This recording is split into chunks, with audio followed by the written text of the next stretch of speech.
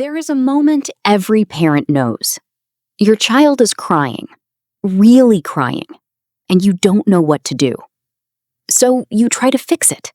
You offer snacks. You offer distractions. You say, it's okay, even when it clearly isn't. And sometimes, your child just keeps crying, and you start to feel helpless, maybe even frustrated. Now, imagine a different scene. A Japanese mother is sitting on the floor next to her 4-year-old son. He's upset. He's crying because he dropped his favorite toy and it broke. She doesn't say, it's okay. She doesn't rush to fix it. She doesn't hand him a new toy. She just sits with him, quietly, close. And after a few minutes, without her saying a single word, he starts to calm down. He takes a breath. He looks at her. And somehow, he feels better. What just happened there? What did she do, or not do, that made all the difference? Today, we're going inside a parenting philosophy that most Western parents have never heard of. One that has shaped Japanese children for centuries, and one that child psychologists are only just beginning to understand. Stay with me, because by the end of this video, you're going to see your child, and maybe yourself, in a completely different way. Let's begin with a family you might recognize. Sarah is a mother of 2. She loves her children deeply. She works hard. She reads parenting books. She Googles how to handle tantrums at 11 p.m. when the house is finally quiet. Her son Liam is 7. He's sensitive, he's funny, he has a big imagination. And lately, he's been struggling. On the way home from school one Tuesday, Liam is unusually quiet. Sarah notices, but figures he's just tired. She asks if he's okay. He says, fine. She doesn't push. That night, Liam melts down over dinner. He refuses to eat. He says the food is wrong. He says everything is wrong. He slams his hands on the table. Sarah, exhausted from her own day, feels her patience thin. Liam, that's enough. You need to calm down right now. He cries harder. She raises her voice. He runs to his room. She sits at the table feeling like she failed. Again. Later, after things have settled, she sits on the edge of his bed. What was really going on today, bud? A long pause. Nothing. She wants to reach him. She just doesn't know how. What Sarah doesn't know, and what Japanese mothers have understood for generations, is that what Liam needed in that moment wasn't correction. It wasn't even comfort in the way we usually think of comfort. He needed something much more subtle, much more powerful. He needed to feel felt. The hidden rule, amae. There is a Japanese word that has no direct translation in English. The word is amae. It's pronounced a-ma-e. And it is, at its core, the emotional foundation of Japanese parenting. Amae describes a feeling, the feeling a child has when they know they can lean into someone completely, when they know that being vulnerable is safe, when they trust, without question, that the person beside them will not pull away. It is not the same as being spoiled. It's not permissiveness. It is not letting children do whatever they want. It is something quieter, something deeper. Amae is the emotional permission to be fully yourself, even when you are messy, even when you are sad, even when you are difficult, and still feel loved, still feel safe, still feel held. A Japanese psychiatrist named Takeo Doi spent his career studying this concept. He called it the invisible thread that runs through every healthy Japanese relationship, between parent and child, between friends, even between teacher and student. And what he found, and what child psychologists around the world are now confirming, is that when children experience amae consistently, something remarkable happens inside them. They become emotionally braver. They are more willing to try and fail, more willing to tell the truth, more willing to show their real feelings instead of hiding them, because they aren't afraid of being too much. Now, think about Liam for a moment. Think about that silence at dinner. Think about the nothing he gave his mother when she asked what was wrong. Was he hiding something?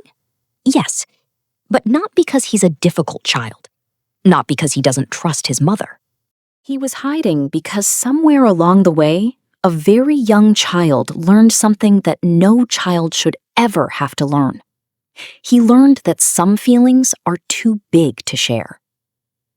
Here's something child psychologists have observed again and again in their work with young children. When a child's emotional expression is consistently met with discomfort, when crying makes a parent anxious, when anger makes a parent angry, when sadness makes a parent say, "Stop being so sensitive," the child doesn't stop feeling those feelings. They just stop showing them. And that is not the same thing. In one of the most striking experiments in the history of developmental psychology, researcher Edward Tronick sat a mother across from her baby. For a few minutes, the mother was warm, responsive, and engaged. The baby was delighted. Then, on cue, the mother went completely expressionless. Flat face, no reaction, no emotion. The baby immediately noticed. It tried to get the mother's attention, smiling, reaching, making sounds. Nothing. Within 90 seconds, the baby had turned away, withdrawn. Some babies began crying. Some went almost completely still. The researchers called it the still face experiment, and what made it so haunting was that the emotional withdrawal lasted only 2 minutes. 2 minutes. Now imagine what happens over years. Not with a completely blank parent. Most parents are loving and present most of the time. But imagine the smaller, everyday moments. The "stop crying, it's not a big deal." The "you're overreacting." The sigh when a child comes with a problem at the wrong time. The phone that gets checked while a child is speaking. These are not terrible moments. They are human moments. Every parent has them. But children are extraordinarily perceptive. And over time, they start to read the emotional weather of their home. They start to learn which parts of themselves are welcome and which parts need to be hidden away. Liam, at 7, has already learned this lesson without anyone ever teaching it to him. He's learned that certain feelings make his mother uncomfortable. He's learned that his big emotions sometimes make things worse instead of better. So he hides them. He swallows them down. And then one evening at dinner, they come out sideways, as slamming hands and everything is wrong, and a door shutting in the dark. Japanese mothers understand something about this process intuitively. They don't expect children to contain themselves. They expect children to overflow, and they prepare themselves to hold the overflow. That is amae, made visible. The power of doing nothing. There is another Japanese concept that is impossible to fully translate. It's called ma, and it means, roughly, meaningful empty space. In music, ma is the pause between the notes. In architecture, it's the open space inside a room. In conversation, it's the silence that isn't awkward, the silence that allows something real to rise to the surface. Japanese mothers use ma constantly with their children, and most of them couldn't tell you they're doing it. When Liam came home silent on that Tuesday, Sarah tried to fill the silence with a question. That's understandable. It's what most of us do. But a Japanese mother might have done something different. She might have driven home in quiet. She might have sat beside him after dinner without speaking. She might have simply been near, not demanding, not fixing, just present. And that presence, that lack of pressure, is often what opens a child up. Because children, like all humans, can feel when they are being chased emotionally. When someone wants something from them, an explanation, a feeling, a resolution, and they instinctively close. But when there is no pressure, when the adult beside them is simply there, something different happens. The child stops protecting themselves, and they begin to speak. Child therapists have long used the same principle in their work with quiet or guarded children. They don't start sessions with, "So, what's bothering you?" They draw, they play, they sit on the floor. They let the child lead. And inevitably, sometimes in the second session, sometimes in the 10th, the child starts to talk. Not because they were asked to, because they finally felt safe enough to. That is ma. That is the power of the pause. The Japanese mother's morning now. It's early morning in Kyoto. The light is gray and soft. A mother named Yuki is already awake. Her daughter, Hana, is 5. And Hana, like most 5-year-olds, woke up on the wrong side of the universe this morning. She doesn't want to get dressed. She doesn't want breakfast. She sits in the middle of her room and announces that she hates everything. Yuki looks at her. There's a moment, you can almost feel it, where she takes a breath. She doesn't say, "Stop being dramatic." She doesn't say, "We don't have time for this." She doesn't pick her up and force the sweater over her head. She sits down on the floor next to Hana, right there on the tatami. It sounds like this morning is hard. Not, "Why is this hard?" Not, "What's wrong with you?"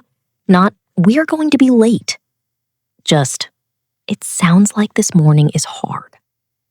And Hana looks up. Some of the storm in her face shifts.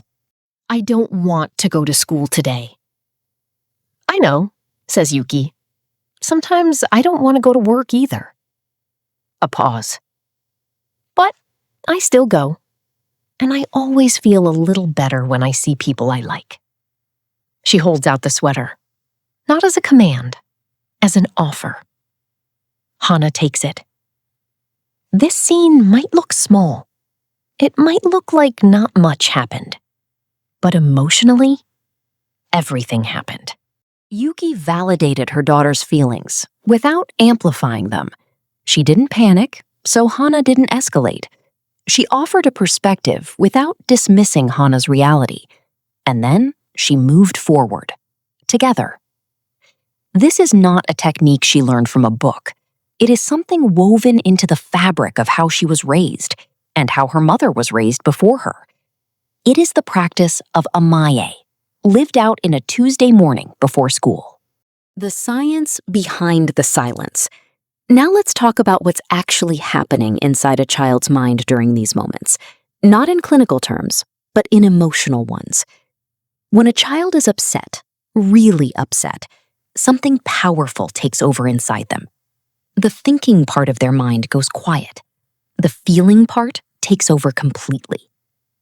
In this state, logic doesn't reach them. Instructions don't reach them. Calm down doesn't reach them. The only thing that can reach them is safety. And safety, real emotional safety, is communicated not through words, but through presence, through body, through the quiet certainty of another person who is not afraid of what the child is feeling. When a parent panics at a child's emotion, when they get frustrated or scared or overwhelmed, the child's emotional alarm gets louder, not quieter. Because the child is looking to the parent as a signal. Is this okay? Am I going to be okay? If the parent is calm, not falsely calm, not rigidly calm, but genuinely grounded, the child's own system begins to follow. Psychologists call this co-regulation, the idea that children cannot regulate their own emotions alone, not until much later in childhood, and that they rely on the emotional steadiness of their caregivers to help them find their way back. What Japanese mothers practice with their children is in many ways the perfect embodiment of co-regulation. Not because they're less emotional, not because they're less tired, but because they have grown up with a cultural permission to be present, truly bodily present with a child's distress, without needing to fix it, without needing it to stop. They've learned to stay in the room, and that, more than anything, is the hidden rule.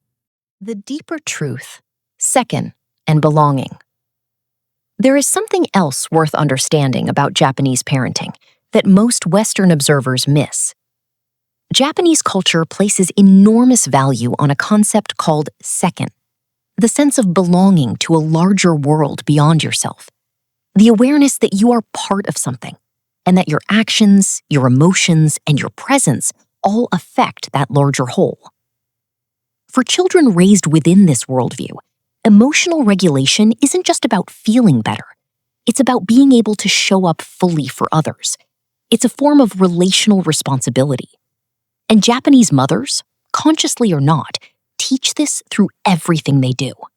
When Yuki sits on the floor with Hana and models her own experience, I don't want to go to work sometimes either, but I still go. She is doing something quietly profound. She is showing her child that emotions are not problems to be solved. They are part of being human. And being human means carrying your feelings while still moving forward. She is teaching resilience, not through toughness, but through tenderness. And here is the paradox that child psychology keeps returning to. The children who are allowed to be most vulnerable early in life are often the most emotionally strong later, because they were never taught to fear their own feelings, because they learned in 1,000 small moments on the floor, in the car, at the dinner table, that their emotional inner world was a safe place to live. What happens to children who don't experience amae? Let's go back to Liam. 7 years old, bright, sensitive, already building walls. What happens to children who grow up without enough of this emotional presence? Without enough of the quiet, the floor sitting, the I see you moments? They don't become cold. They don't become damaged, not in the dramatic sense, but they do learn to cope. And coping, in a child, can look like many things. It can look like perfectionism, working so hard at being good that no one ever has to deal with the bad. It can look like aggression, when the only emotions that feel safe to express are the ones that don't require vulnerability. It can look like people-pleasing, saying, "I'm fine," over and over until you almost believe it yourself.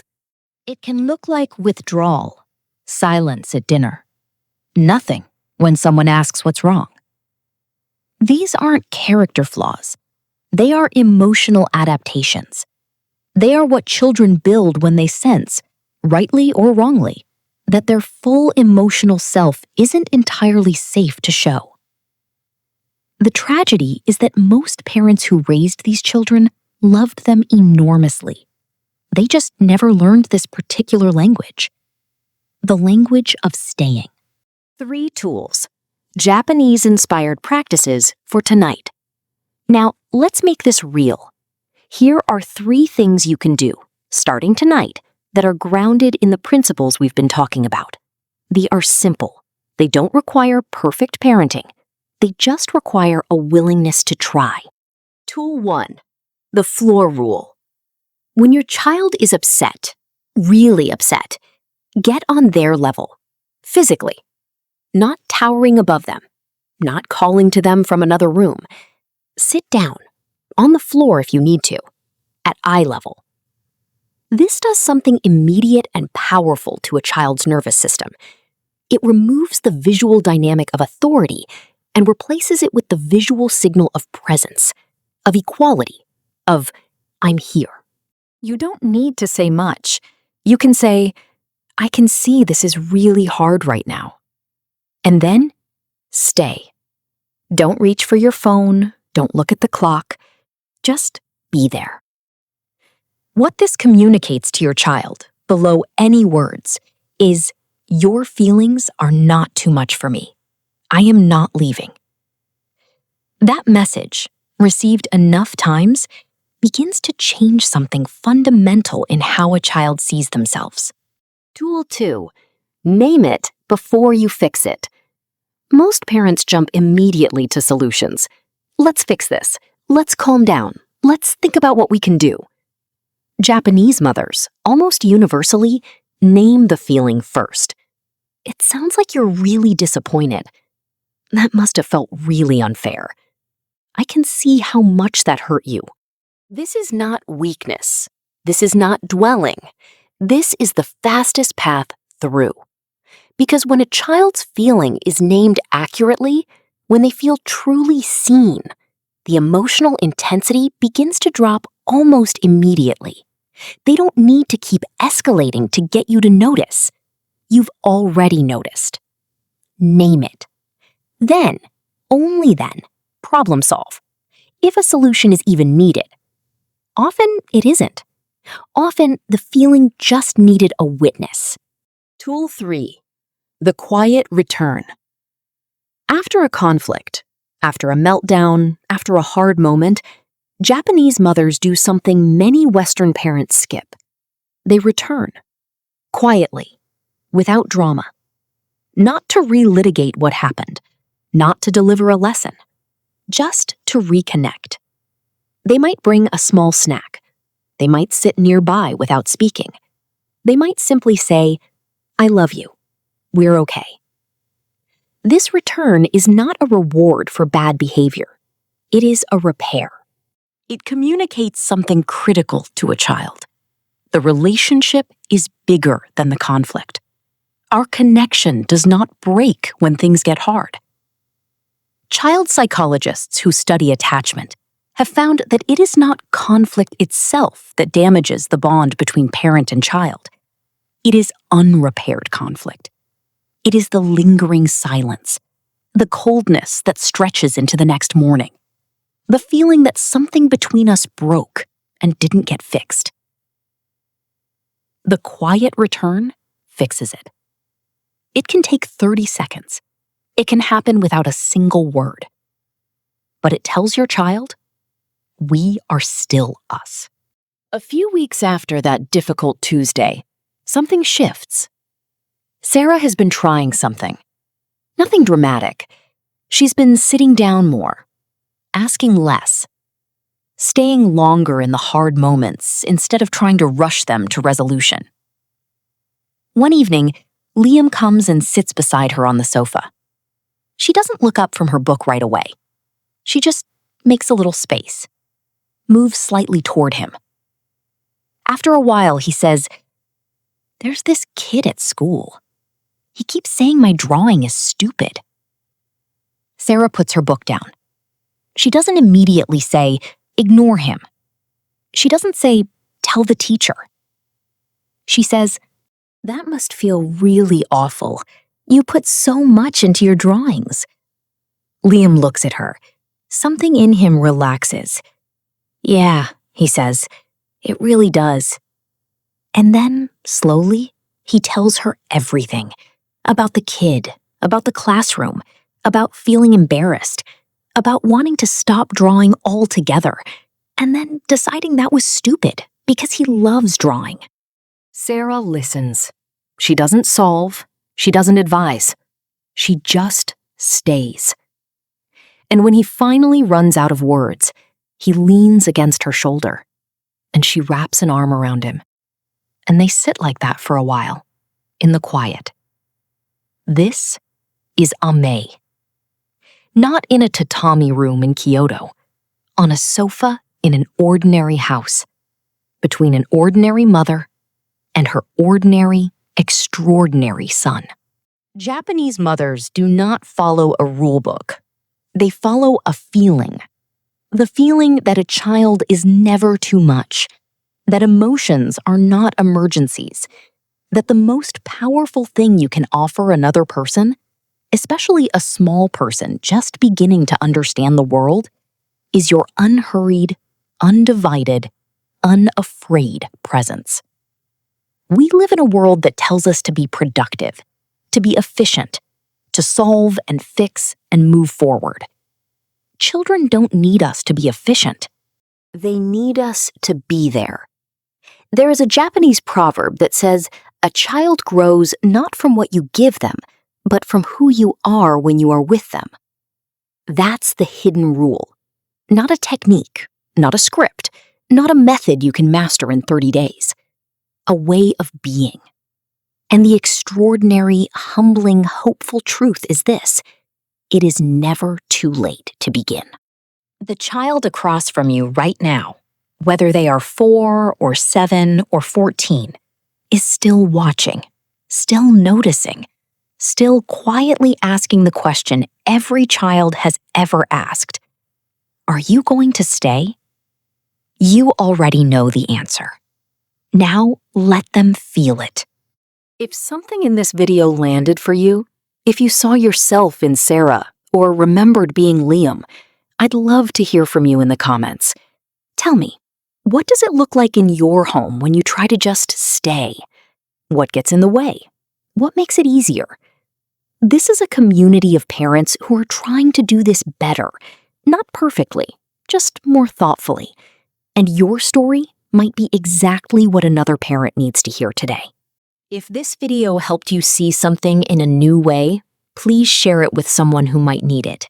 And if you want to go deeper into the hidden emotional lives of children, subscribe. We explore these questions every single week. Thank you for being here.